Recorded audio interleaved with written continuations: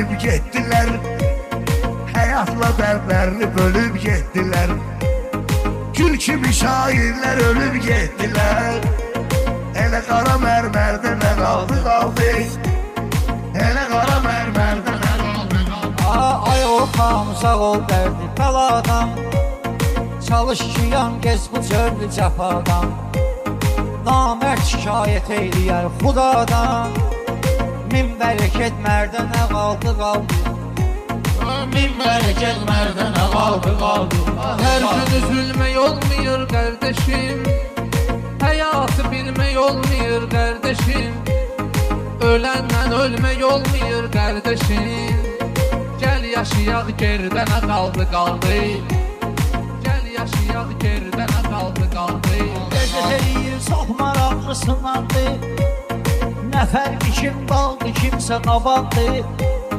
Yaxşı şair ölmürəm neşə saldı, bir dənə gəlib bir dənə qaldı. Bir dənə gəlib bir dənə qaldı.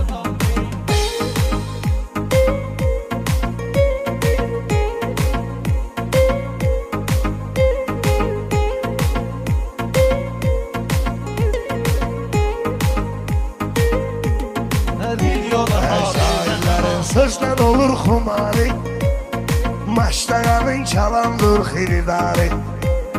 Neyləyirəm yığım dövləti vari, Allah hansı milyonerdə nə qaldı. Hansı milyonerdə nə qaldı. Mən də sizin söz deyəndə gözləmişəm sərhədi, bilsinlər nədir şairin məqsədi. Bugünəcən ömrümün çoxun qəm yedi, sabah gələn dərdə nə qaldı. Sabah gələn dərdə nə qaldı. Bizi zəmanə yaman pis dolaşdırıb, çoxu özünə çox şeyi yaraşdırıb. Avropa millətimi yaman saçdırıb, elə yenə kəndlərdə nə qaldı. Elə yenə kəndlərdə nə qaldı. Çox sunarsın.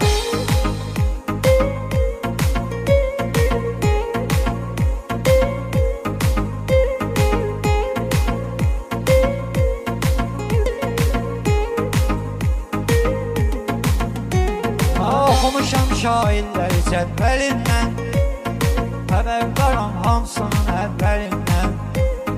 Tutub gəzərdi də alson əlindən, bəs onda sərgərdə nə qaldı. Bəs onda sərgərdə nə qaldı. Yaşadım Seyir çalış sözünü savadla danış, qeybət eləmə deyəndə adla danış. Sən onu cankeşlə rəşadla danış, ustada şagirdə nə qaldı.